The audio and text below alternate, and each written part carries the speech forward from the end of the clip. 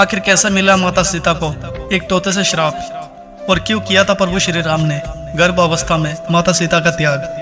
यदि आप नहीं जानते हैं तो आइए इस कहानी के माध्यम से जानते हैं। एक बार की बात है, माता सीता अपने बचपन में अपने सहेलियों के साथ बगीचे में खेल रही थी। वहां पर एक तोते का जोड़ा आपस में भगवान श्री राम और माता सीता के बारे में बात कर रहे थे।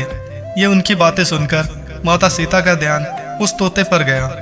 मादा तोता बोल रही थी कि अयोध्या के राजकुमार बहुत प्रतापी राजा बनेंगे और उनकी विवाह सीता से होगी।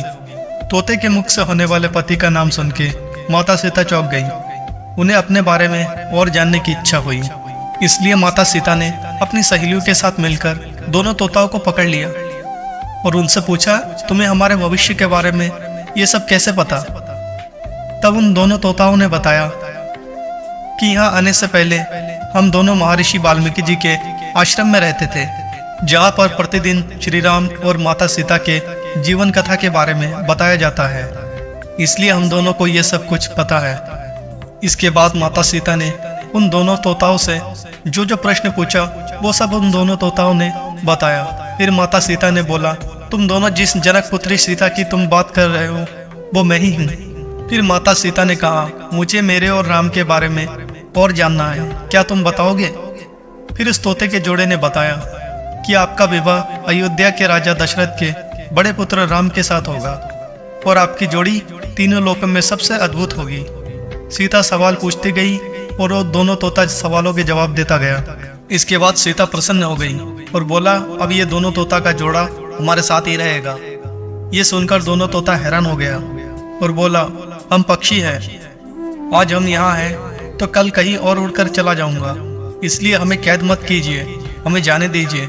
बहुत विनती करने पर सीता ने नर तोता को तो छोड़ दिया, लेकिन मादा तोता को नहीं छोड़ा और कहा, अब तुम हमारे साथ ही रहोगी। ये सुनकर नर तोते ने कहा, मेरी पत्नी माँ बनने वाली है और वो गर्भवती है। ऐसे समय में हमें एक दूसरे की जरूरत है, हमें अलग मत कीजिए, हम एक दूसरे के बिना नहीं रह सकते हैं। लेकिन माता सीता ने उनकी एक न सुनी। फिर मादा तोता को अत्यधिक क्रोध आ गया और उसने माता सीता को श्राप दे दिया कि जिस प्रकार गर्भवती अवस्था में तुमने मुझे अपने पति से अलग किया है, ठीक इसी प्रकार तुम्हें भी गर्भ अवस्था में अपने पति से दूर रहना पड़ेगा। ये कहकर मादा तोता ने अपना देह त्याग दिया। यही कारण है कि माता सीता को गर्भ अवस्था में इतना पीड़ा कष्ट का सामना करना पड़ा। माना जाता है कि अगले जन्म में तोता वही धोबी था जिसने माता सीता के चरित्र पर कीचड़ उछाला था। इसके बाद प्रभु श्री राम ने माता सीता का गर्भ अवस्था के दौरान उनका त्याग किया था। दोस्तों, अगर वीडियो पसंद आई हो तो वीडियो को एक लाइक और चैनल में नए हो तो चैनल को सब्सक्राइब कर लेना। मिलते हैं एक और नए रोचक कहानी के साथ।